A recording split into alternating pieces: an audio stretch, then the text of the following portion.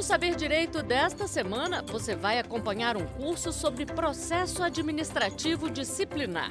Durante as 5 aulas, o professor Júlio Molica vai apresentar os conceitos iniciais, a instauração e instrução no processo. Entenda ainda como se dão o julgamento, os recursos e as nulidades. Veja a aula 4.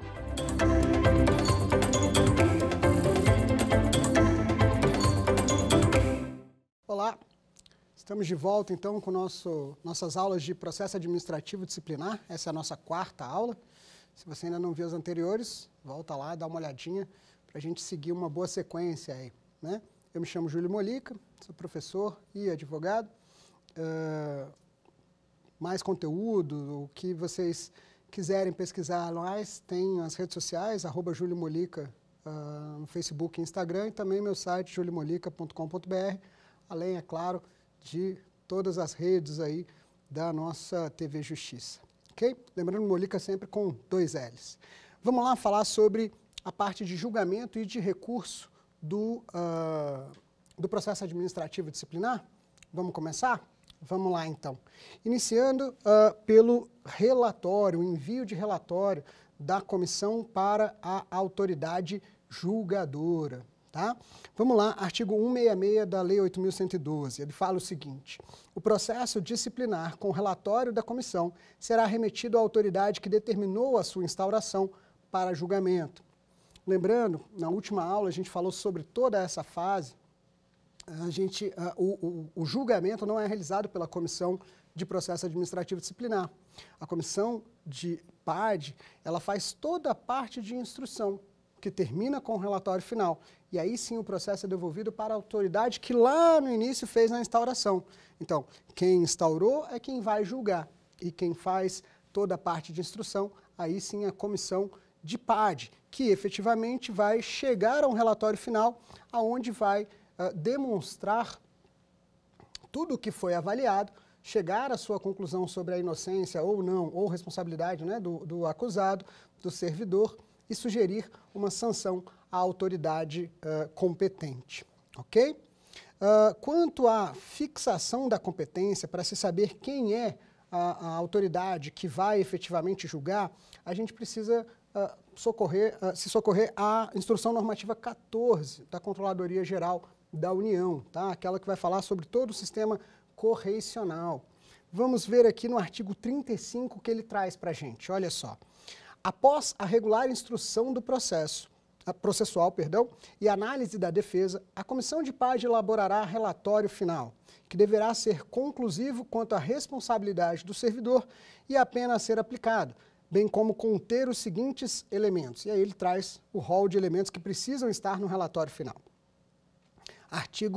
Parágrafo 2º, especificamente, traz para a gente que a proposta de penalidade feita pela Comissão de PAD fixará a competência para o julgamento do processo. Ou seja, a depender de qual autoridade é competente para aplicar a sanção específica disciplinar, vai ser encaminhado o relatório final, claro, com todo o processo do PAD, para aquela autoridade, para que ela possa avaliar, para que ela possa efetivamente julgar, tá?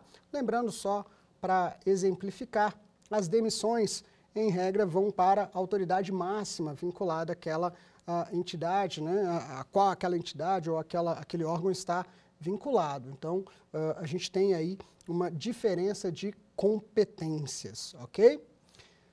Dando sequência aqui, vamos para as autoridades competentes, essas que eu falei para vocês. Elas estão lá no 141 da 8.112. Vamos lá ver? São 4 opções diferentes, temos 4 incisos aí. O inciso 1 fala para a gente que o presidente da República, os presidentes das casas do Poder Legislativo, dos tribunais federais e o Procurador-Geral da República são aquelas competentes para demissão e cassação. Cassação, lembrando, né, de cassação de aposentadoria ou disponibilidade, ok? Então, as penas expulsórias vão para os chefes dessas casas, presidente da República, presidente do Poder Legislativo e dos tribunais federais e ainda PGR, tá? inciso 2, inciso 2 aqui, pelas autoridades administrativas de hierarquia imediatamente inferior àquelas mencionadas no inciso anterior, quando se tratar de suspensão superior a 30 dias. Então, a gente tem aquelas penas exclusivas, suspensão superior a 30 dias pela autoridade imediatamente inferior. Inciso 3, pelo chefe da repartição e outras autoridades na forma dos respectivos regimentos ou regulamentos, nos casos de advertência ou suspensão, até 30 dias, tá? Então, a gente vai reduzindo aí, diminuindo o nível da autoridade.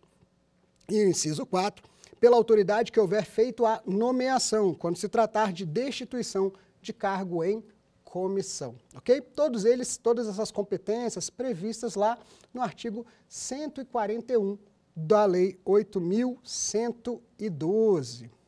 Sabendo, então, quais são as autoridades competentes para aplicação de cada sanção disciplinar, vamos então para vinculação ou não do relatório final. É sempre bom a gente lembrar que na aula anterior a gente falou sobre todo o procedimento todo o processo, né? E nessa fase de instrução, a gente tem toda a produção de provas, a gente tem a indiciação, a defesa e o relatório final. Então, a indiciação é o que abre a possibilidade para o servidor se defender. Ele se defende de todos os fatos e provas que estão no processo. Lembrando, né, o que não está no processo não está no mundo, né? O que não está nos autos não está no mundo. Então, ele vai se defender de tudo aquilo que está lá e que na indiciação foi colocado de forma clara e objetiva para o exercício da defesa. E depois da defesa que se tem, sim, um relatório final. E esse relatório final, que vai sugerir uma penalidade e a quantidade, se for o caso, de suspensão, ele vai direcionar para a autoridade competente. E essa autoridade competente, a dúvida agora é, ela tem que obrigatoriamente acatar este relatório ou pode não concordar com ele e aplicar uma sanção diferente daquela sugerida? Vamos dar uma olhada? Aqui no artigo 168 da 8.112, a gente tem que o julgamento acatará o relatório da comissão, salvo quando contrário à prova dos autos. O parágrafo único ainda ainda acrescenta, dizendo, quando o relatório da comissão contrariar as provas dos autos, a autoridade julgadora poderá, motivadamente, agravar a penalidade proposta, abrandá-la ou isentar o servidor de responsabilidade, ok? Então, em regra, pela leitura do 168, a autoridade vai acatar o relatório final, exceto se contrário às provas constantes dos autos. E comprovando que, demonstrando que o relatório final não condiz com as provas, com o que está nos autos, a autoridade vai poder aumentar a pena, vai poder diminuir a pena ou vai poder, inclusive, isentar, inocentar o servidor. Ok? Tranquilo quanto à competência para julgamento? Beleza, né? Vamos dar sequência, então. Perdão. Vamos para as possíveis penalidades. Lembrando que nós temos a advertência e suspensão. E depois nós temos 3 penalidades que excluem o vínculo do agente público com a administração pública. Tá? Essas 3 são a demissão, a destituição e a cassação. Vamos ver cada uma delas? Vamos lá. Vamos começar aqui pela advertência.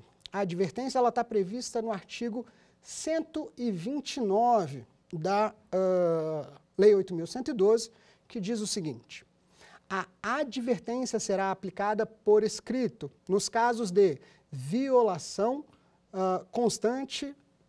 violação de proibição constante no artigo 117, lá dos incisos 1 a 8 e 19, e de inobservância de dever funcional previsto na lei, regulamentação ou norma interna, que não justifique a imposição de penalidade mais grave. Ou seja, a advertência vai sempre que houver o descumprimento de dever profissional, funcional, ou ainda quando houver o descumprimento de uma proibição. Né? Você tem lá nos artigos 116 e no 117, no 116 os deveres, no 117 as proibições. No caso de desobedecer às regras que estão lá, poderá ter a advertência. E aí a norma ela traz já quais atos especificamente podem culminar na advertência. Vamos para a suspensão? A pena de suspensão já está prevista no artigo 130 da Lei 8.112, que é o artigo seguinte. O que diz o artigo 130? Fala o seguinte: a suspensão será aplicada em caso de, primeiro, reincidência das faltas punidas com advertência. Então, reincidiu naquela falta já punida com advertência, a pena a ser aplicada é a pena de suspensão. Ou ainda da violação das demais proibições, que não tipifiquem infração sujeita à penalidade de demissão, não podendo exceder 90 dias. Então vamos lá, a advertência já tem um rol específico para se aplicar a advertência. Teve a reincidência, suspensão. E aí a norma permite que, se não estiver previsto como hipótese de demissão, aplica-se então a suspensão, que não pode ser maior do que 90 dias. Tá? Então, até 90 dias pode ser a penalidade aplicada pela autoridade julgadora, de acordo com o relatório final da CEPAD. Continuando aqui, no artigo ainda 130, a gente tem o parágrafo 2º, que diz para a gente que, quando houver conveniência para o serviço, a penalidade de suspensão poderá ser convertida em multa na base de 50% por dia de vencimento ou remuneração, ficando o servidor obrigado a permanecer em serviço. Ou seja, se for mais importante, se for mais benéfico para a administração pública que o servidor não saia da sua atividade, pode ser proposto a ele, então, que os dias de penalidade de suspensão sejam cumpridos, na verdade, exercendo a sua função, só que com desconto, pagando uma multa, né, de 50%. Tá? Então, converte-se os dias de suspensão em multa no valor de 50% do valor do dia trabalhado. E aí, o servidor continua na sua atividade e evita, com isso, maior prejuízo para a administração pública. Existe essa possibilidade, conforme o parágrafo 2º do artigo 130. Dando aqui sequência, vamos ver, então, quais hipóteses culminam na demissão. Olha só, artigo 132 vai trazer para a gente lá 13 hipóteses de demissão. Uma aqui, primeiro, o caput, né? A demissão será aplicada nos seguintes casos. Primeiro, crime contra a administração pública. Segundo, abandono de cargo. Terceiro, inassiduidade habitual. Lembrando, pessoal, que abandono de cargo e inassiduidade habitual e acumulação ilegal de cargos, eles seguem o rito do PAD sumário, tá? Que existe justamente para essas 3 hipóteses que culminam na demissão. Então, abandono de cargo a gente já viu, inassiduidade habitual. 4, improbidade administrativa. 5, incontinência pública e conduta escandalosa na repartição. 6, insubordinação grave em serviço. 7, ofensa física em serviço a servidor ou particular, salvo em legítima defesa própria ou de outrem. 8, aplicação irregular de dinheiro público. 9, revelação de segredo do qual se apropriou em razão do cargo. 10, lesão aos cofres públicos e dilapidação do patrimônio nacional. 11, corrupção. 12, acumulação ilegal de cargos, empregos e funções públicas, que a gente já tinha falado que juntamente com o abandono de cargo e inassiduidade habitual seguem o rito sumário do PAD. E por fim, no inciso 13, traz a transgressão dos incisos 9 a 16 do artigo 117. Ou seja, nestes incisos especificamente previstos lá nas proibições aos servidores públicos vão culminar, né, na hipótese de, na aplicação, de demissão àquele servidor que está respondendo ao processo administrativo disciplinar. Bem, então já vimos advertências, já vimos suspensão e vimos demissão.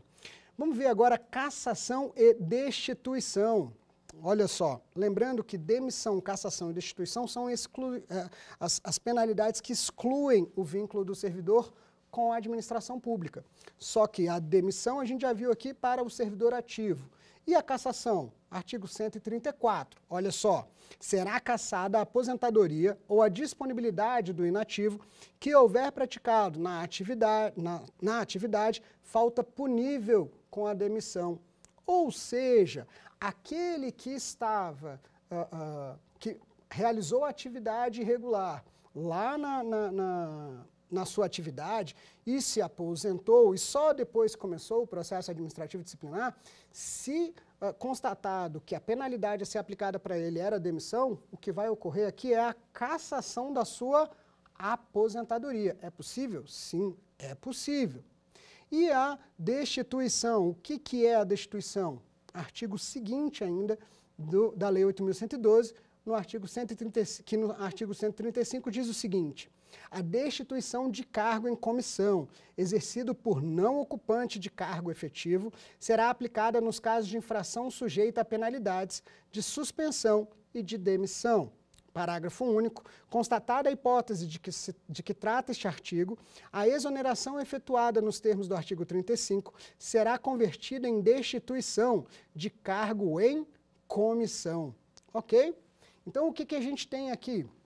Duas penalidades, ou melhor, 3 penalidades aplicadas aos servidores efetivos ativos e 2 penalidades aplicadas aos demais, ou seja, aos aposentados e aos comissionados.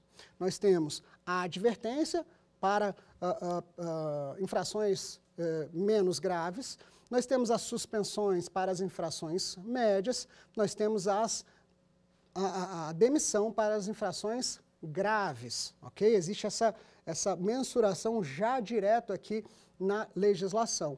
Agora, se a hipótese for de demissão e recair sobre um aposentado, a gente fala então em cassação de aposentadoria. Se a hipótese de demissão recair sobre um comissionado, a gente fala de destituição, ok? Ficou claro? Tranquilo, né? Então, vamos dar continuidade aqui ao a nossa aula sobre julgamento e recurso no processo administrativo disciplinar. Vamos começar a falar aqui sobre dosimetria. Dosimetria é um tema bem complexo, difícil de ser trabalhado, porque leva em consideração a necessidade de valorar o quanto que aquela infração, quanto que aquele ato realmente se classifica como uma infração mais leve, média ou grave. E isso é complicadíssimo para qualquer julgador, para qualquer pessoa que vá exercer essa atividade de julgar, fazer a dosimetria, dosar corretamente qual é a penalidade a ser aplicada, não é uma tarefa fácil. Sabendo disso, existe na Controladoria Geral da União uma calculadora de dosimetria, tá? Para quem não sabe, tem lá disponível onde você vai colocar efetivamente qual foi a infração, lá no artigo 116 e 117, se foi uma não realização, né, um não cumprimento dos deveres, ou ainda se acabou realizando uma proibição equivocadamente, e vai colocar lá também atenuantes, agravantes, né, para poder ajudar ali a mensurar efetivamente qual é a penalidade a ser aplicada. Se é o caso de uma advertência, se é o caso de uma demissão, que já estão ali praticamente vinculados pela norma específica, pela 8.112, ou ainda uma suspensão. E aí, conseguindo mensurar a suspensão de quantos dias? Porque pode ser de até 90 dias, seria o caso de suspensão de 5, 10, 15, 20. Lembrando que até 30 dias a competência é de uma autoridade. Acima de 30 dias a competência já é de outra autoridade. E essa dosimetria ela faz diferença, inclusive nisso, para levar ao julgamento, à autoridade específica para julgamento. Ok? Então vamos lá, vamos ver o que a norma fala sobre dosimetria. A gente tem na Lei 8.112, a gente tem o artigo 128, que diz para a gente o seguinte: na aplicação das penalidades serão consideradas a natureza e a gravidade da infração cometida, os danos que dela provierem para o serviço público, as circunstâncias agravantes ou atenuantes e os antecedentes funcionais. O parágrafo único já traz para a gente que o ato de imposição da penalidade mencionará sempre o fundamento legal e a causa da sanção disciplinar. Ou seja, não ajuda tanto a gente, né? Ela acaba trazendo que precisa considerar a natureza e a gravidade da infração, precisa também avaliar as circunstâncias agravantes e atenuantes, ou seja, aquelas que tornam mais grave, mais pesada a infração, ou as atenuantes, que tornam elas mais leve, tá? Só que ela não especifica tanto. Então, a gente pode recorrer aqui ao manual da CGU sobre PAD, que eu já mencionei para vocês, que na sua última versão, se eu não me engano, de 2022, traz lá na página 194 um detalhamento um pouco melhor para ajudar as comissões de processo administrativo. Pedi licença para ler esse trecho aqui para vocês. Olha só o que diz o manual.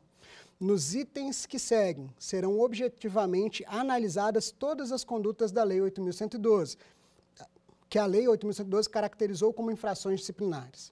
De maneira geral, é possível classificá-la em 4 grupos, de acordo com a gravidade da penalidade correspondente.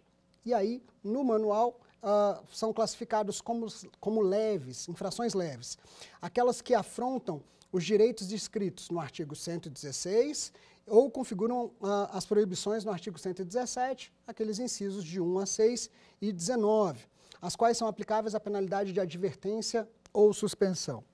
E aí o manual segue classificando como infrações médias, aquelas puníveis exclusivamente com suspensão, elencadas lá no 117, no inciso 17 e 18, e também no artigo 130, parágrafo 1º.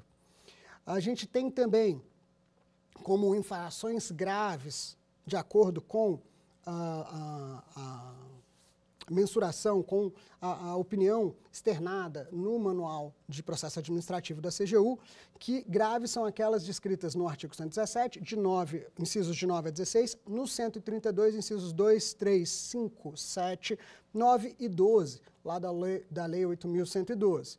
E, como gravíssima, aquelas previstas no artigo 132, incisos 1, 4, 8, 10 e 11 da Lei 8.112, aqueles aos quais são aplicáveis a penalidade de demissão, sendo que a lei proíbe o servidor expulso de retornar ao serviço público, ou seja, 4 classificações distintas. Então, a legislação já traz para a gente a possibilidade, quando se aplica a advertência, quando se aplica a demissão e as hipóteses de suspensão, demissão ou as penas que excluem os servidores, que excluem a relação efetiva entre o servidor e a administração pública. E o manual traz para a gente uma classificação um pouquinho maior, já com 4 hipóteses: leve, média, grave e gravíssima. Gravíssima sendo as demissões, graves as que impõem as suspensões maiores, médias as suspensões menores e leves aquelas com advertência ou iniciozinho de suspensão. O manual termina essa parte sobre a dosimetria dizendo o seguinte, pelo menos esse trecho: observa-se que o legislador intentou graduar as infrações e, por conseguinte, suas consequências disciplinares, criando um sistema de tipos aberto, dificultando a atividade sancionadora em razão à proximidade das irregularidades descritas na legislação. Tá? Isso tudo extraído lá do manual da Controladoria Geral da União. É importante lembrar que a própria Controladoria Geral da União, no intuito de auxiliar as comissões, disponibiliza uma calculadora de dosimetria, como eu já havia comentado com vocês. Vocês podem acessar lá, buscar dosimetria, calculadora, CGU, vocês vão ver efetivamente ali que você pode aumentar ou diminuir alguns pontos, o dano causado, agravantes, atenuantes e por aí vai, e efetivamente calcular ou ter uma ideia de qual penalidade deve ser efetivamente aplicada àquele servidor. Ok? Dando sequência aqui, nós temos que também extraindo lá do Manual de Processo Administrativo Disciplinar, a hipótese de concurso de infrações. O que é o concurso de infração? O concurso de infração é quando eu tenho duas ou mais infrações ou dois ou mais atos, ou seja, concurso, quando eu tenho mais de um. Tá? Nós temos duas hipóteses aqui, nós temos o concurso formal e nós temos o concurso material. Isso é uma construção doutrinária, na verdade uma construção que a gente consegue extrair lá do próprio manual de PAD da CGU, que a gente tenta trazer aqui agora para vocês. Vamos lá? Para quem estiver acompanhando pelo manual, é a página 192, que diz para a gente o seguinte: no caso de prática de mais de uma conduta, em que cada uma tem seu respectivo enquadramento, independente do outro, ocorre o que se chama de concurso material de infrações. Ou seja, eu tenho diversos atos e tenho diversas infrações entre aqueles atos, vinculadas àqueles atos infracionais. Já quando o acusado, através de uma única conduta, viola mais de uma das hipóteses previstas na norma como infração, ocorre o concurso formal de infrações, ou seja, ele acaba violando mais de uma regra só com uma única atitude, ou seja, só com um único ato, ok? A partir daí, dando sequência na questão da dosimetria, nós trazemos o conceito de atenuantes e de agravantes mais pelo direito penal, porque é difícil a gente conseguir definir o que é efetivamente uma atenuante e o que é efetivamente uma agravante no processo disciplinar. Existem precedentes, inclusive, que o bom serviço durante vários anos não deve ser considerado como uma atenuante na dosimetria da pena. Mas sobre esses precedentes, a gente vai falar na próxima aula. Fica aí que vocês vão conseguir acompanhar direitinho. Ok? Então, seguindo o nosso curso de PAD, na parte que fala sobre julgamento e recurso, vamos falar um pouquinho sobre a reconsideração, o recurso e a revisão, que são três hipóteses posteriores ao julgamento. Eu posso pedir a reconsideração àquela autoridade que proferiu a decisão, eu posso recorrer da decisão daquela autoridade para que vá para a autoridade imediatamente superior, e eu posso ainda pedir a revisão, ou seja, depois de concluído, surgindo fatos novos ou situações que modifiquem a situação, eu posso pedir a revisão do processo. Então, são três hipóteses, todas com R, né? Eu posso pedir reconsideração, recurso e revisão. Vamos aí compreender um pouquinho melhor o que são essas três, mas não sem antes falar sobre a possibilidade de instâncias dentro do processo administrativo. Esse conceito a gente traz já derivado da ampla defesa lá na Constituição Federal, de que haverá multiplicidade de instâncias para que você não seja, para que o acusado não seja julgado em uma única instância. Então, isso no direito civil, isso no direito penal e também aqui na esfera administrativa. Você tem que ter a possibilidade de pelo menos ter mais uma instância para recorrer, para revisar, se for o caso, aquela decisão proferida na instância inicial.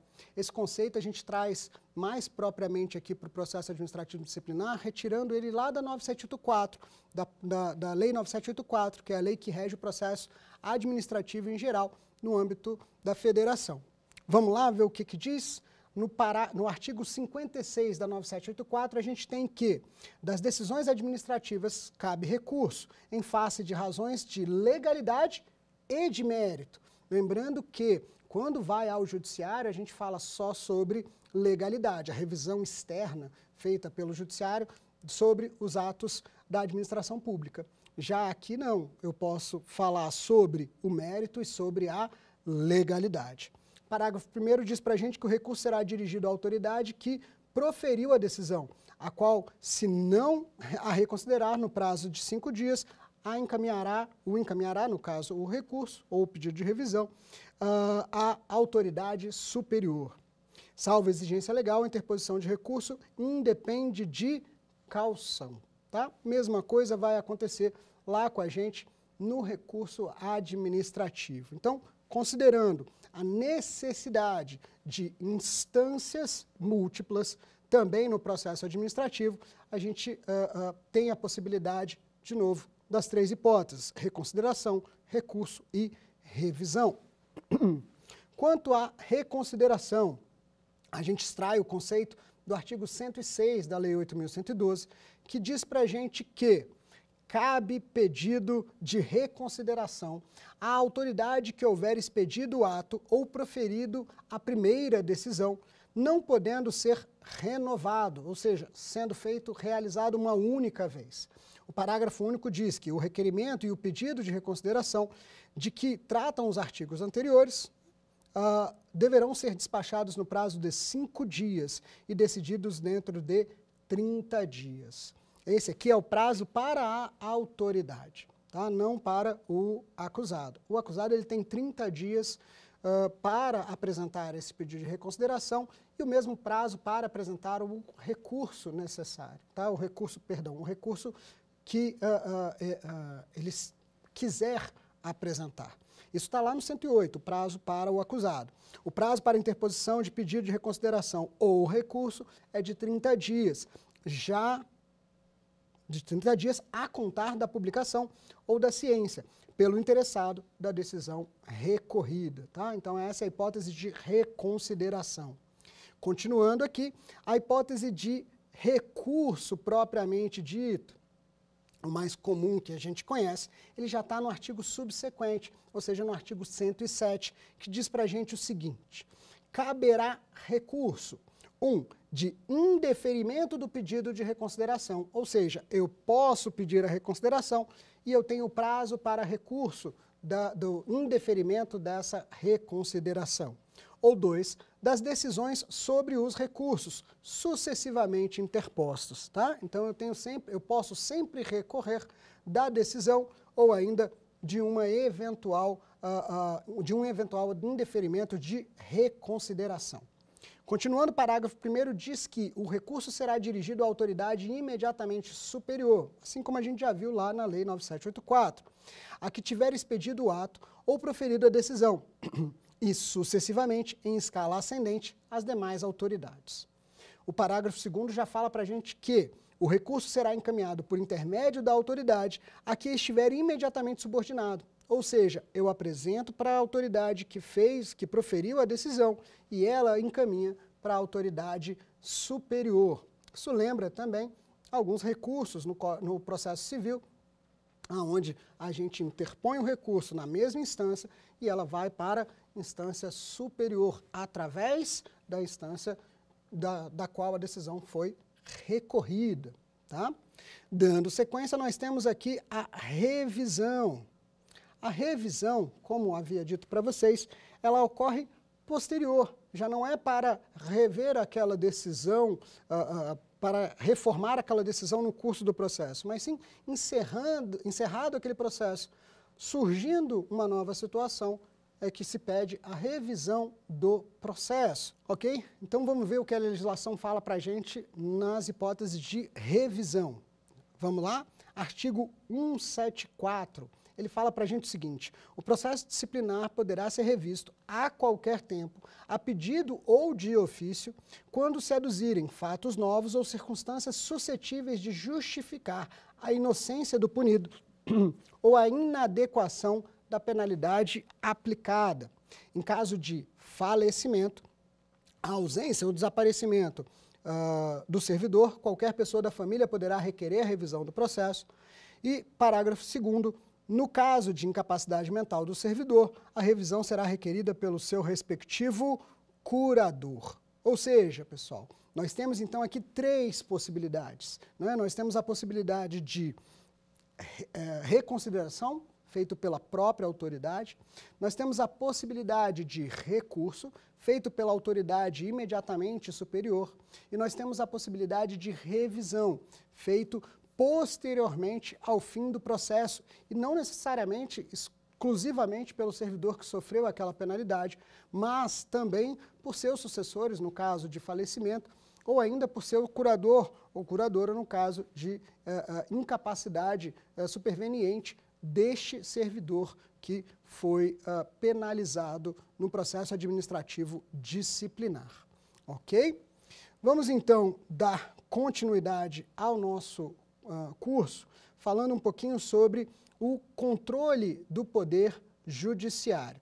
Primeiro, é importante a gente falar só um pouquinho sobre direito de petição, que é aquele previsto no capítulo 8 da 8.112, só rapidamente, dizendo que é assegurado ao servidor o direito de requerer aos poderes públicos em defesa de direitos ou interesse legítimo. Tá? Então, esse direito de petição ele é previsto, inclusive, na Lei 8.112, apesar de já estar também assegurado pela própria Constituição Federal. Sobre a questão do controle, é importante a gente mencionar, é essencial a gente saber que controle de atos e decisões administrativas podem ser exercidos de duas formas. Pode ser exercido pela própria administração pública e pode ser exercido externamente por outros órgãos de controle. Aqui, especificamente, a gente está falando do controle realizado pelo Poder Judiciário perante as decisões dos processos administrativos disciplinares, o que é mais comum de se verificar, uma vez que proferida a decisão no processo administrativo disciplinar, por muitas vezes se acaba recorrendo ao Poder Judiciário para que seja possível avaliar, para que seja possível rever a decisão da administração pública. E aqui a gente chama atenção para outro fato, para uma questão que já tinha sido levantada em outra aula, a questão da defesa específica no PAD. Muitas vezes a gente deixa passar pela não obrigatoriedade de ser acompanhado por ter uma defesa técnica ou ser acompanhado por um advogado e a gente não toma o cuidado necessário lá no momento da defesa, ou seja, no finalzinho ali, antes do julgamento do PAD. O que acontece quando isso vai para o Poder Judiciário? Dificilmente o Poder Judiciário vai conseguir entrar ali no mérito daquela questão, daquela decisão. A limitação pela separação dos poderes é grande e o controle acaba sendo de legalidade e um controle de abusos ou irregularidades dentro do processo administrativo. Então, há que se ter muito cuidado durante o processo administrativo disciplinar para evitar que chegue a uma condenação equivocada e, posteriormente, o Poder Judiciário também não poder revisar ou rever essa decisão, como acaba sendo visto por muita gente que depois é só uma decisão administrativa, depois eu vejo isso no Poder Judiciário. É preciso ter cautela, tá bom? Vamos lá então, controle judicial realizado lá pelo Poder Judiciário está previsto no inciso 35 do artigo 5º da Constituição Federal, que diz para a gente que a lei não excluirá da apreciação do Poder Judiciário lesão ou ameaça a direito. Ou seja, a última instância será sempre o Poder Judiciário. Nós vamos sempre buscar o Poder Judiciário sempre que houver uma lesão ou ameaça a um direito. Então, é possível ter uma decisão no processo disciplinar e essa decisão ser levada ao Poder Judiciário? Sim, é possível, mas há que se ter cuidado no que vai ser apresentado, no que poderá ser objeto efetivo deste controle. Essa previsão consta também da Lei 8.112, onde lá no artigo 125 diz para a gente que as instâncias são independentes, ou seja, as sanções civis, penais e administrativas poderão cumular-se sendo independentes entre si. Ou seja, a gente já está falando que o mesmo ato pode ser considerado infração nas três esferas, administrativa, penal e civil. E elas podem, todas as três, se cumularem, mas todas são independentes. Então, em regra, o poder judiciário ou o controle posterior da decisão no processo administrativo disciplinar, ela acaba sendo bastante limitada.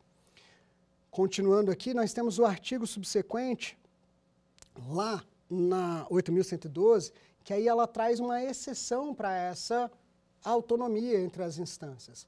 Ela traz para a gente o momento, o caso, a hipótese em que a responsabilidade penal, a esfera penal, vai influenciar na esfera administrativa. Nesse caso específico do 126, ele fala o seguinte: a responsabilidade administrativa do servidor será afastada no caso de absolvição criminal que negue a existência de fato ou sua autoria. Aqui é importante a gente entender, não é qualquer absolvição, é a absolvição que vai negar a existência do fato, ou seja, vai comprovar, vai apresentar, vai confirmar que aquele fato que está sendo considerado para ser responsabilizado na esfera administrativa, civil e penal, que este fato não aconteceu. Então, se na esfera penal for comprovado isso e for decidido isso, que o réu deve ser absolvido por não haver aquele fato, pela inexistência do fato, então, na esfera administrativa também deverá ser absolvido. E o mesmo acontece quando, na esfera penal, se chega à conclusão de que o fato pode até existir, mas não foi aquela pessoa. Se lá na esfera penal também concluiu que não foi aquela pessoa, ou seja, diretamente, objetivamente, que não tem, que não foi um ato omissivo ou comissivo daquela pessoa, no caso daquele servidor, essa decisão vai influenciar aqui na esfera administrativa, porque a absolvição aqui terá que ser aplicada no processo administrativo disciplinar também, ok? Continuando aqui, vamos lá para o mérito e o controle do ato administrativo. Aqui é importante a gente entender que a esfera administrativa, ou seja, a administração pública, ela é independente.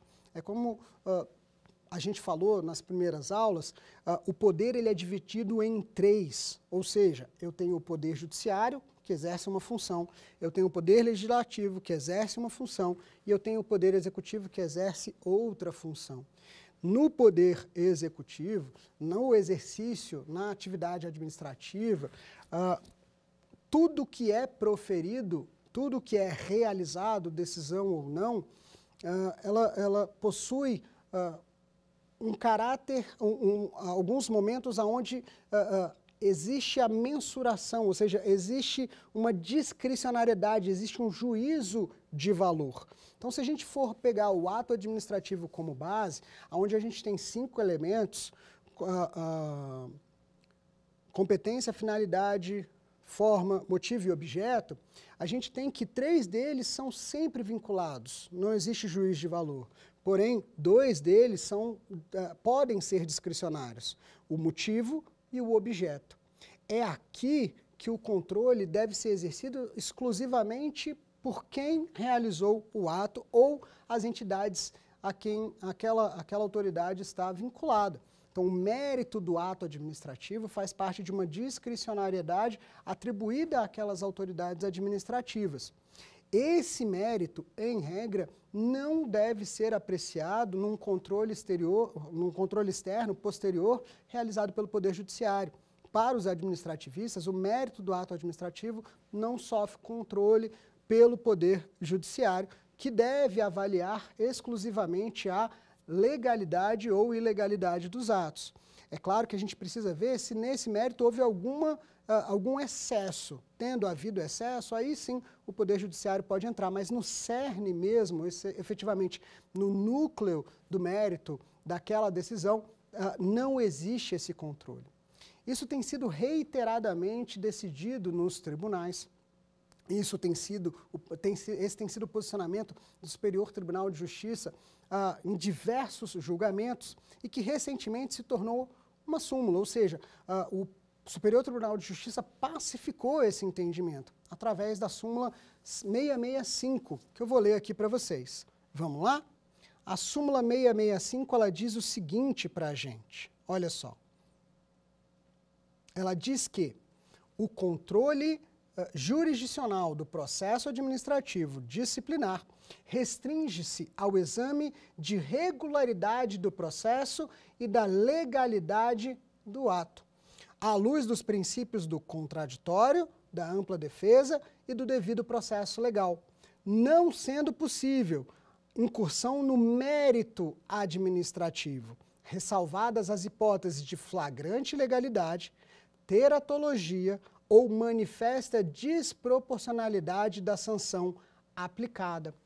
Ou seja, é possível verificar a proporcionalidade da sanção que foi escolhida e foi aplicada pela administração pública? Sim, porém não é tão fácil. É preciso explicar, é preciso demonstrar como que efetivamente houve aí um abuso, uma irregularidade, uma discrepância na pena aplicada de acordo com as provas e de acordo com tudo que foi levantado no curso de todo o processo administrativo disciplinar.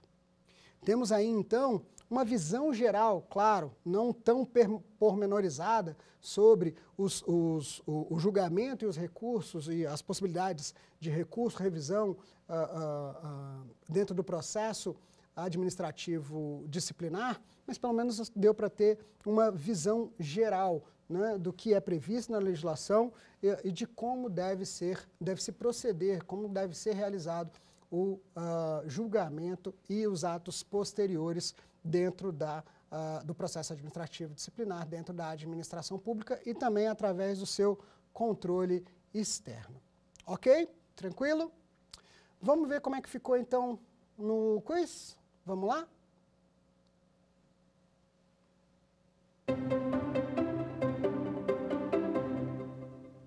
Vamos então para a nossa primeira questão. A nossa primeira questão diz que o julgamento do processo administrativo acatará o relatório da comissão do PAD, salvo quando: opção A, a autoridade competente quiser aumentar a pena. Opção B, a autoridade competente quiser diminuir a pena. Opção C, a autoridade competente quiser inocentar o servidor. Ou opção D, o relatório final for contrário às provas dos autos. E aí, conseguiram já saber qual que é? Essa tá fácil, né? Vamos lá? Opção D, o relatório final for contrário às provas dos autos. Sim, a autoridade pode aumentar a pena, diminuir ou inocentar o servidor, mas o que ela vai poder fazer para não acatar o relatório da comissão do processo administrativo disciplinar, a CEPAD, é rever a decisão se o relatório final for contrário às provas dos autos. Rever, na verdade, a sugestão do relatório final. Ok? Tranquilo? Vamos então para a nossa segunda pergunta do quiz. Vamos lá.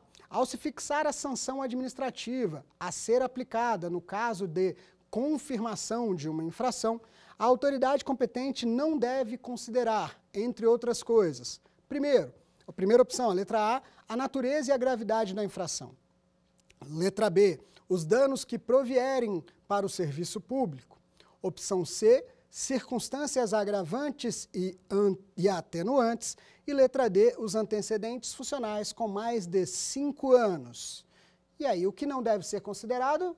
A opção D, a letra D, é que traz para a gente, então, o que não deve ser considerado. Todas as demais precisam ser consideradas pela autoridade julgadora. Ela precisa, então, verificar a natureza e a gravidade da infração, sim, para poder aplicar a dosimetria e mensurar o que vai ser aplicado, qual sanção vai ser aplicada. Precisa também mensurar os danos provenientes ao serviço público e as circunstâncias, como a gente falou, agravantes e atenuantes. E aqui pode-se utilizar, como a gente já tinha comentado, pode-se utilizar daquela calculadora, né, disponível aí pela Controladoria Geral da União na internet, que pode ser vista e analisada por todos e que dá uma grande ajuda na fixação da sanção, na fixação da pena pela Comissão de Processo Administrativo Disciplinar, pela CEPAD. Agora, os antecedentes funcionais com mais de 5 anos, estes não podem ser considerados para fixar, para definir a pena a ser aplicada. Todos aqueles antecedentes com mais de 5 anos devem ser ignorados neste caso. A exemplo, se o servidor firmou um TAC, né, um termo de ajustamento de conduta, lá atrás, isso deve ser ignorado, ou isso não deve ser utilizado pela autoridade julgadora para dosimetria, para avaliar a pena a ser aplicada. Ok? Tranquilo?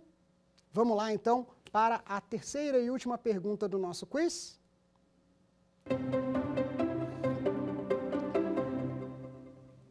Olha só, vamos lá. As decisões finais do processo administrativo disciplinar podem ser revistas pelo Poder Judiciário? Esse foi o tema que a gente falou ainda há pouco. Hipótese A, primeira opção, sim, porque por qualquer motivo. 2, a opção B, sim, quando houver alguma ilegalidade. Opção C, não, em virtude da separação dos poderes. Ou opção D, não, pois a decisão final da autoridade administrativa é irretocável. Vamos lá, qual é a opção que parece a mais correta para a gente aqui? A opção B, sim, quando houver alguma ilegalidade. Não pode ser a letra A, porque não é por qualquer motivo, né? A gente precisa respeitar a separação dos poderes, é necessário se respeitar essa regra que nós temos no ordenamento jurídico brasileiro. Não em virtude da separação dos poderes. Essa separação existe, essa independência existe? Existe. Porém, ela tem limitações, até pelo próprio sistema de freios e contrapesos da tripartição do poder, da teoria da tripartição do poder, que precisa haver o controle entre as instâncias, seja ela do legislativo para o executivo judiciário, do judiciário para o executivo legislativo, do executivo também para o judiciário e legislativo. Há que se ter esse controle, esses check and balances, essas ferramentas de controle. Por fim, não, pois a decisão final da autoridade administrativa é irretocável. Não é o caso. E aí é importante a gente lembrar que existem alguns ordenamentos jurídicos no mundo que admitem isso, que admitem a possibilidade de que a última palavra seja da autoridade administrativa. Contudo, não é esse o nosso conceito no Brasil. O ordenamento jurídico brasileiro não traz dessa forma. Ele traz que, como a gente já viu, toda ameaça de lesão a direito deve ser ou não pode ser afastada da apreciação pelo Poder Judiciário. Então, aqui, a opção D não tem como ser admitida, pois a decisão final da autoridade administrativa é, sim, retocável, pode ser revista e corrigida se houver ilegalidade. Ok? Tranquilo? Fáceis essas perguntas. Se teve alguma dúvida, volta aí um pouquinho na aula, tira essa dúvida para que a gente possa sanar tudo isso. Ok? Agradeço a presença, a participação de vocês nessa aula, né? Estarem aí acompanhando mais essa aula de processo administrativo disciplinar e espero vocês na nossa quinta e última aula. Obrigado, bons estudos!